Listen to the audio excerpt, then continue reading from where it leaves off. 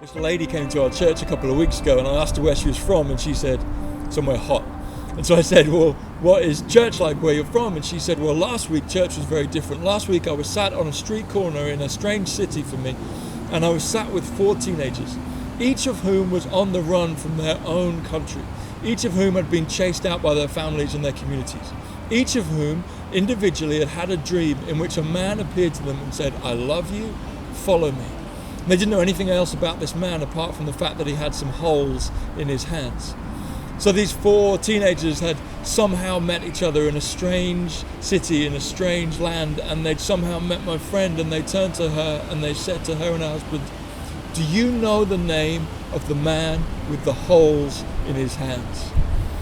Church, this stuff happens across the world throughout time. The Spirit of Jesus has been doing immeasurably more than all we could ever ask for or hope for or imagine. But the truth is, I don't see enough of it here. I want more now, don't you? And so the call to prayer is going live again. We're going to join together, if you're a Jesus follower, here at the Tree Cathedral, inspired by those 4 teenagers. We're going to do it in the raw and in the wild. We're going to pray on the 29th of September for Jesus people from across the city, and we're going to worship. I've got a mate who's going to bring a guitar, and then we're going to pray, asking that he would bless our efforts to be kingdom disciples in this place, and that he would pour out his Spirit in greater measure in Milton Keynes, that we would see more of his mind-bending, mind-boggling brilliance in our time and in our place.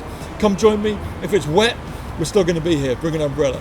Bring a camping chair or a blanket or something to sit on. If it's dark, bring a torch. We're not going to be put off. We're going to be in the wild, and we're going to pray to Jesus that he would do more of his beautiful stuff. Hope to see you there.